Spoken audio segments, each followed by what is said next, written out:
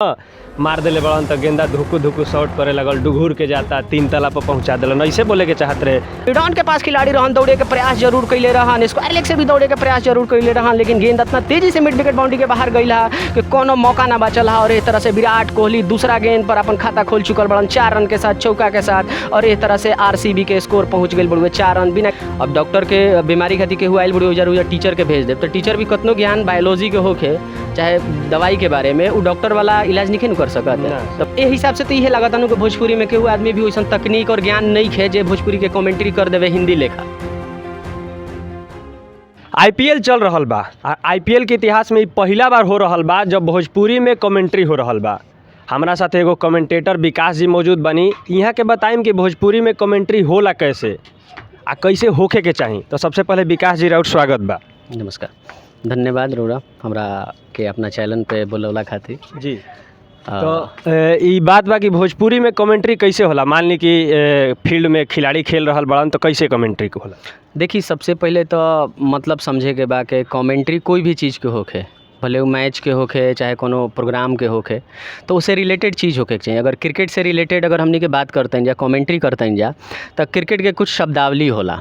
शब्दावली मतलब क्रिकेट एक खेल है, तो खेल में बहुत सारा शॉट बड़ुए, हर शॉट के नाम होला।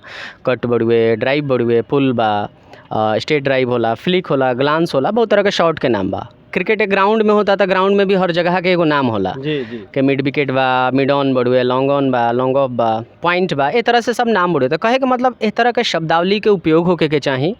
गेंद बल्ला से जो भी काम हो रहल बड़ुए उस सब चीज़ के अगर उपयोग हो तब ओकरा असलियत में कहल जी ओकर विवरण के, ओकर मैच के पूरा डिटेल के, कैसे ओवर चल रहा बा, कैसे बॉलिंग हो रहा बा, कैसे बैटिंग हो रहा बा, सारा चीज़ के जब डिटेल होला तब ओकरा के हमनी कहल जी कि हाँ भोजपुरी के कमेंट्री हो रहल बड़ुए। वास्तविक इहे चीज़ है।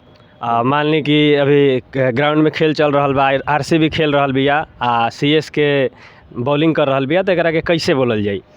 अच्छा, भोजपुरी में अगर कमेंट्री करे खातिर तो देखिए, कमेंट्री में थोड़ा सा कभी फ्लो एक्स्ट्रा भी होला, कम भी होला। मतलब स्पीड के हम बात करते हैं, ज़्यादा कम भी हो सकेला। तुम बताओ तनी। आज सबसे पहले हम रौरा सबके विकास कुमार सिंह स्वागत करतनी। आरसीबी और चेन्नई के बीच में ही मैच होके जा रहल बड़ुए आईपीएल के, और यह मैच में सबसे सूचना हमारा भी जौन आइल बड़ुए पहले वो सूचना ही बड़ुए कि आरसीबी टॉस जीत के पहले बल्लेबाजी करे के फैसला ले ले बड़ुए, और एकरे नतीजा बा कि आज बल्लेबाजी के दौरान विराट कोहली और फैफ डुप्लेसी दोनों सलामी बल्लेबाज बड़न आरसीबी के मैदान पर पहुँच चुकल बड़न, और गेंदबाजी के कार्यभार जौन बड़ुए तुषार देशपांडे जौन की चेन्नई की तरफ से शुरू करे वाला बड़न। तुषार देशपांडे अपना ओवर के पहला गेंद करे खातिर तैयार बड़न। थोड़ा सा लंबा कद के खिलाड़ी बड़न, लंबा रनअप भी बड़ुए इनकर, और विराट कोहली स्ट्राइक लेवे खातिर एकर स्ट्राइक पर खाड़ बड़न, अपना बैट के घुटना के बल टिका के खाड़ बड़न, एकदम इंतजार में और हवा में कभी कभी उछाल के जिस तरह से बॉल आई ओकरा पे अटैक करे। और खासकर विराट कोहली के देखल जाओ तो अभी तक के जितना मैच भइल बड़ुए सब में उनकर अटैकिंग ही प्रोसेस रहल बड़ुए, शुरू में ही कि हम मार के ही खेलब, और पहला गेंद करे खातिर तैयार बड़न तुषार देशपांडे। अंपायर के पार करत खनी ई गेंद बहुत अच्छा गेंद रहे, ऑफ स्टंप के काफ़ी बाहर रहे, हल्का सा ओकरा में उछाल रहे, गुडलैंड स्पॉट पर टप्पा खा के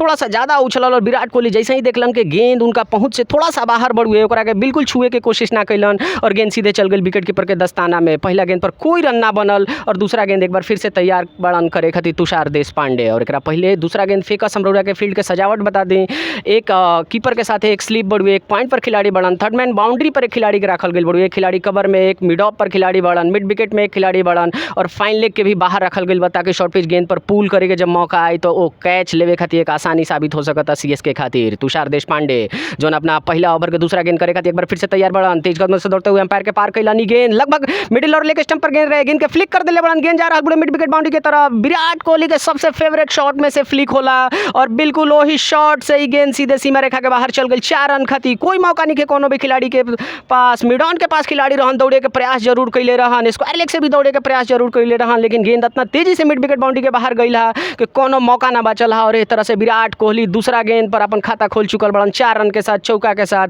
और इस तरह से आरसीबी के स्कोर पहुंच गई बड़ुए 4 रन बिना किसी नुकसान के, जबकि पहला ओवर के मात्र 2 गेंद फेंकल जा चुकल बड़ुए। जी, एकरा के कहल जाला कमेंट्री। ई तो एकदम ट्रैक पर चल गई है जी। ट्रैक पर कैसे चल गई, मजा देवे के बाद ट्रैक से एने ओने जाए के रहे ना, मार देले बड़न तो गेंदा धुकू धुकू शॉट करे लगल, डुघूर के जाता 3 तला पर पहुंचा दिलन। ऐसे बोले के चाहत रहे। आजकल तो हम ऐसे ही सुनत नहीं कमेंट्री। देखिए आईपीएल में जे भी कमेंट्री करता हम केहू के बारे में ई ना बोलब कि के खराब बा के का बा कैसे करता लोग।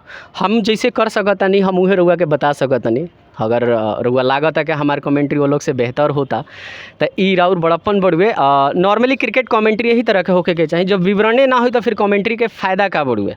कोई भी चीज़ के अगर हम वो चीज़ के विवरण ना करी, रउआ मेला में गइल बनी और बात करी कहीं और के बगीचा के, जी तो लोग जानी कैसे कि रउआ मेला से बात के खबर देता नहीं, के बगीचा से खबर देता नहीं, रोज जनबे ना करी। तो उस बारे में डिस्कशन जरूरी बा, उस बारे में विवरण जरूरी बड़े। कहीं ना कहीं चीज़ पर बात होकर जरूर है कि भोजपुरी के इमेज एक तरह से सिंगर लोग के चलते बाहर में थोड़ा सा डाउनवर्थ ही चलत रहे। अगर कमेंटेटर लोग भी ऐसे कमेंट्री करिहन जा तो कहीं ना कहीं खराब इमेज या साल 2 साल बाद आदमी एक तरह से बोरियत फील करे लगी और लंबा ना चल पाई। तो लंबा चलावे खातिर का करे के पड़ी?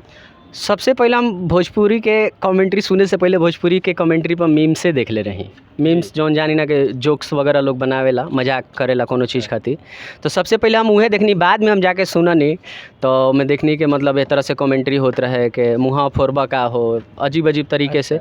तो लोग एक तरह से जो भोजपुरी नइखे जानत वो भोजपुरी के वही लहजा में लेलस। करे एमे तो बड़ा मजा बड़ुए, मस्ती बड़ुए, मतलब ओकरा के मजाकिया तौर पर लेलस। तो ई हमरा लागेला जहाँ तक अगर इस तरह के कोई भी भाषा के प्रति अगर लोग के नज़रिया मजाक के बड़ुए, मीम्स बनावे के बड़ुए, तो वो भाषा खातिर एक तरह से ही अपमान बड़ुए।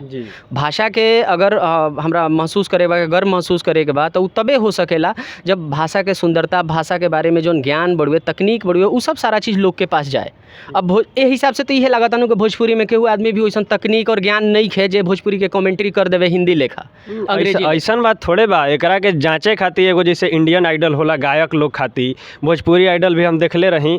तो वैसे कम से कम कुछ दिन आईपीएल से पहले समय दे के ई तरह से निकाले के चाही कि जे भी वो तरह से बोल रहल बा, कमेंट्री कर रहल बा, वैसा आदमी के चुनल जाए, ना कि जौन जा रहल बा एकदम पटरी से बाहर वही चुन ली कि दर्शकन के मजा आवे। दुतल्ला पे आरा छपरा, हाँ, मार देले बानी शॉट तो भागलपुर जाता। अच्छा, हम एक दिन देखत रही कि भोजपुरी स्टार लोग से जो ना एगो फीमेल स्टार रही आम्रपाली जी, उनका से भी कमेंट्री करवावल जात रहे और कर रहल रही। और वो हमें भी क्रिकेट टर्म के थोड़ा सा भी यूज ना होत रहे।